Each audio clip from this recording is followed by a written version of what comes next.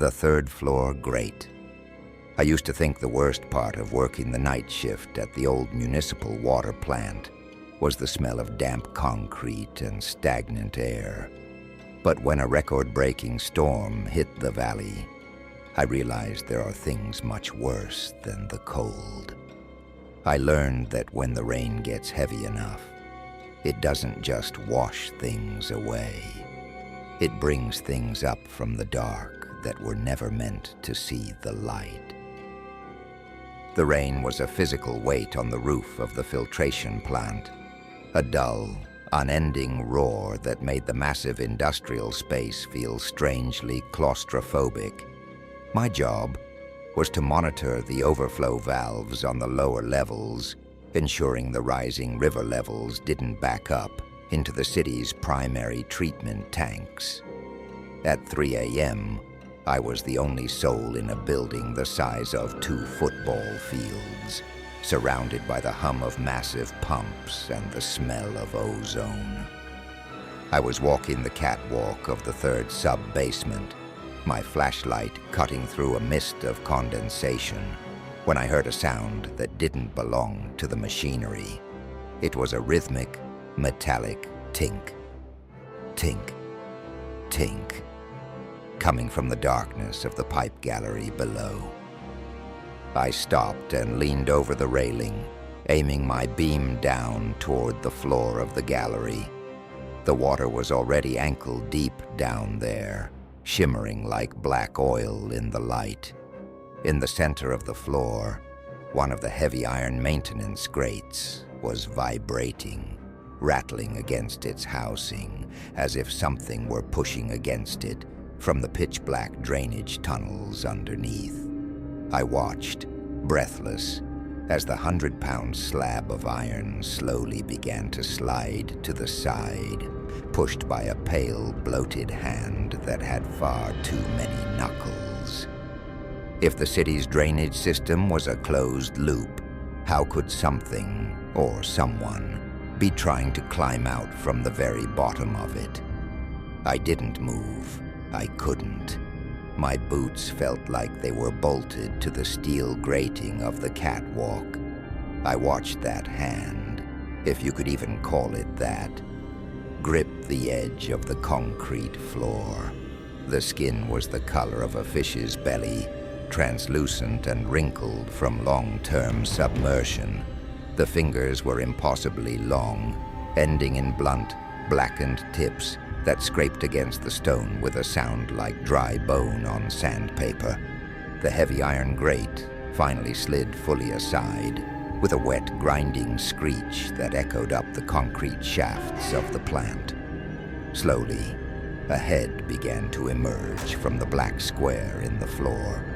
It didn't have hair, and in the wavering beam of my flashlight, I couldn't see any eyes, just smooth, pale skin stretched tight over a bulbous skull.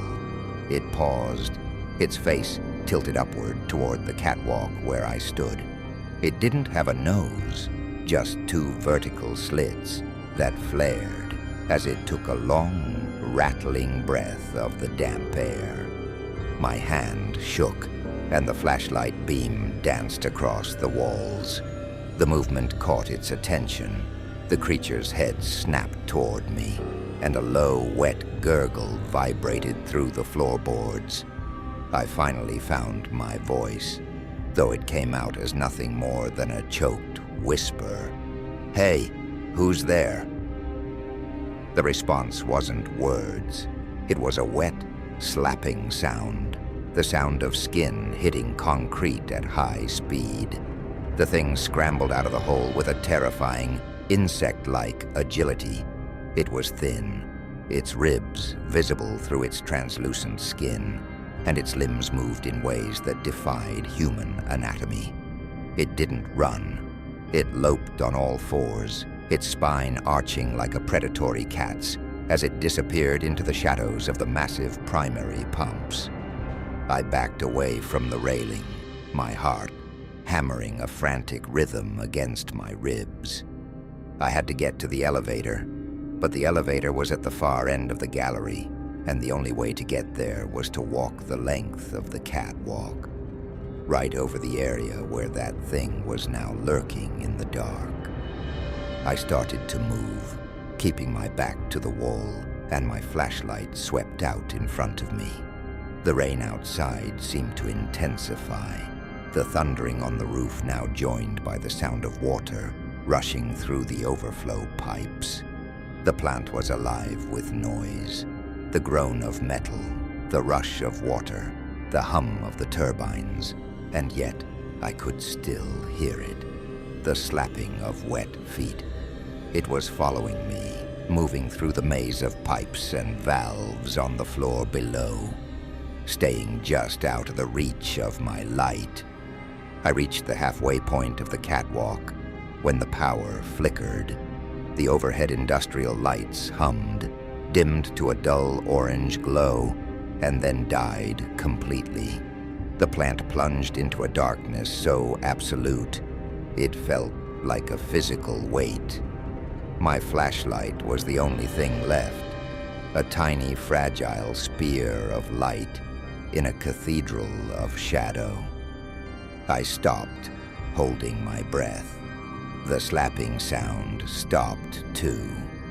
Then, from directly beneath my feet, I heard a soft, melodic whistling. It was a 3-note tune, eerie and high-pitched, echoing up through the grating of the catwalk.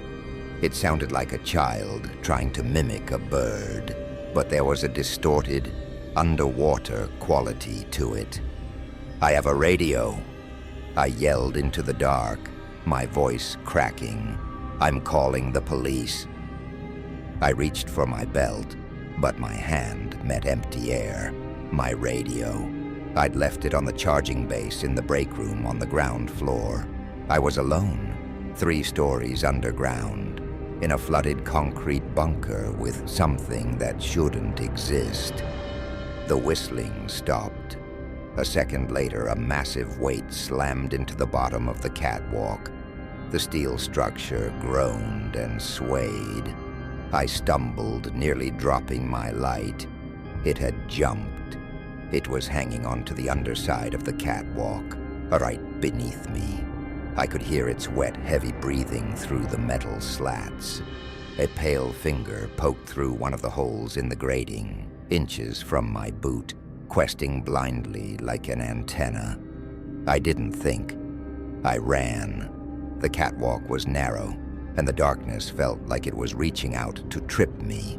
Behind me, I heard the sound of the creature pulling itself up over the railing. Clack-shh, clack-shh. Its long limbs were hitting the metal, closing the distance with terrifying speed. I reached the elevator and frantically mashed the up button. The small digital display was dark. No power, no elevator. I turned to the heavy steel door of the emergency stairwell. It was manual, held shut by a heavy pressure seal handle. I grabbed it and pulled with everything I had. It didn't budge. The rising water levels in the lower pipes had created a vacuum of air pressure.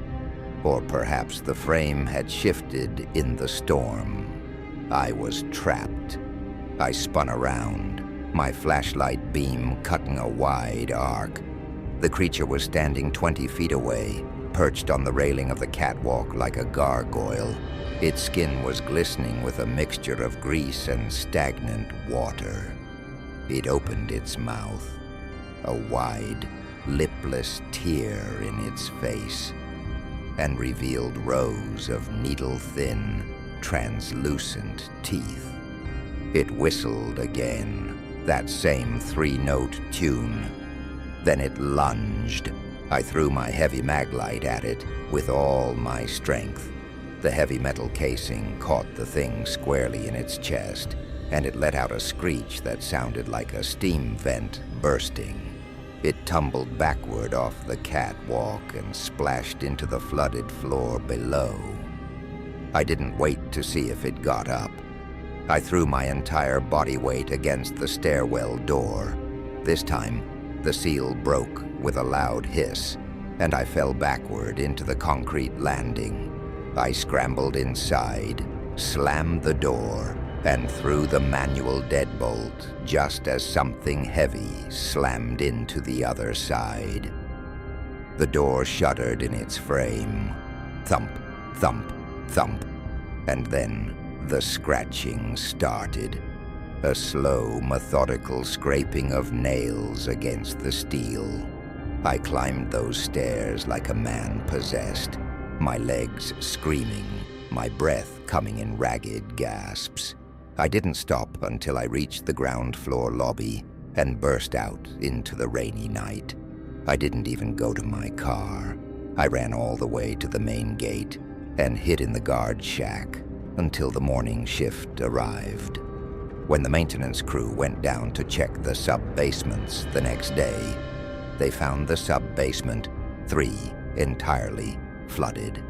The iron grate was gone, not just moved, but pulled down into the depths of the drainage system. They found my flashlight at the bottom of the tank, the metal casing crushed as if it had been clamped in a vise. They told me a pressurized air pocket must have caused the grate to fail.